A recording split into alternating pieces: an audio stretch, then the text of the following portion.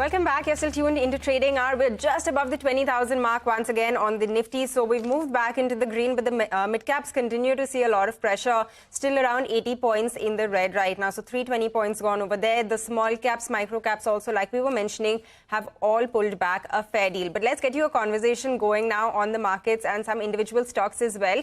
Siddharth Khemka joins us, Head of Retail Research at Motilal Oswal Financial Services, to take some questions now. Siddharth, as always, thanks a lot for being with us. I just want to get straight to the stocks. I know that you do look at Raymond. So tell us what you expect now, because the festive season is starting. So tell us what you expect in terms of the demand coming through, and what makes you positive on this specific count.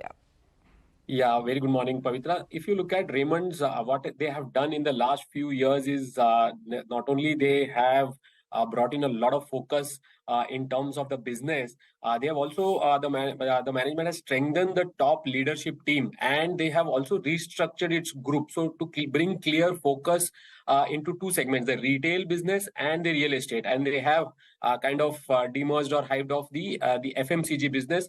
So to bring clear focus, if you look at the core strengths for Raymond, it lies in its well-established brands, be it Raymond's, Park Avenue, Color Plus, Ethnix, which it now plans to grow through a asset-light or a capex-light franchisee model. And you look at what has happened to some of the other retail players, be it Trent, ABFRL, they have all done well.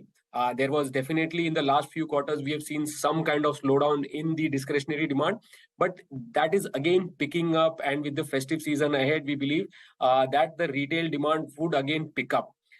In the real estate business, they have done very good execution. They have incubated the real estate business in the Thane region. Demand has been pretty strong for whatever they have launched so far.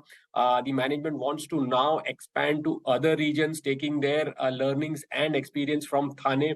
So that are in terms of the growth drivers for the key business. If you look at overall valuations, the stock still trades, after having moved up significantly in the last 1 year, still trades at a very significant discount to the peers. If I were to value the real estate business at 5 times EV/EBITDA, the retail business that is left out is trading at about 15 times FY25 on a PE basis, which is a stark discount to some of the established players which are trading at 45, 50 times on a forward earnings basis. So we see enough room, headway for even the valuations to kind of move up. So we are kind of valuing it at 22 times for the retail business, 5 times EV/EBITDA for the real estate business, which gives us a SOTP target price of 2,600, which is a good upside from current odd levels. You said valuations are cheaper than peers. Do you want to tell us a little bit more about the peer comparison?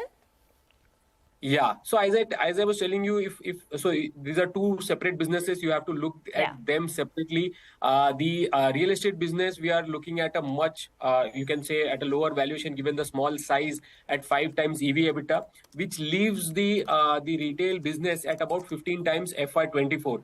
The retail business is seeing a strong growth of about 18-20% on a net earnings basis. And we believe that at 15 times, it is much lower compared to some of the established players, be it Trent or ABFRL, which are trading at much higher valuation there.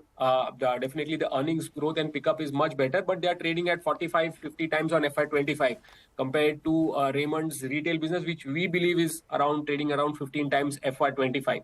So that gives us a good headroom for upside, where they are kind of focusing strongly. The growth is being driven by asset-light model through the franchisee mode. So return ratios will see a sharp improvement over the next few years. And that should lead to the re-rating that we are expecting in the retail business. Okay, that is Raymond's. Interesting. Siddharth, hi, good morning. It's interesting, right? You still got some mid-cap stocks on the radar that you like despite the rally. And I think that's what the market would want to look at, those ideas. I'm looking at the next stock on your list, which is CAMS, Computer Age Management Services.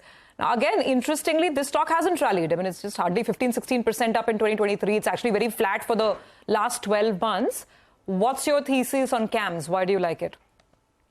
Yeah, so if you look at what has happened in the market, especially in the mid cap space, the market has been quite optimistic on the capex theme, the public sector enterprises, which to some extent does not offer the risk reward for new entry at this moment. I don't feel that there is that the story has changed. The long term structural story there continues, but at this juncture, what are the space or sectors that could do well, especially in the mid cap space?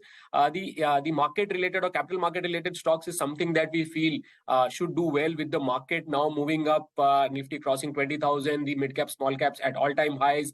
So CAMS is a space where they had an analyst meet recently. It's a market leader in the MF registrar and so RTA industry with almost 70% share. What is exciting is that their growth in the non-MF segments, such as the AIFs, PMS, insurance repository, the payment aggregator business, so that is showing a strong growth, which we believe would kind of grow higher than the MF RTA business.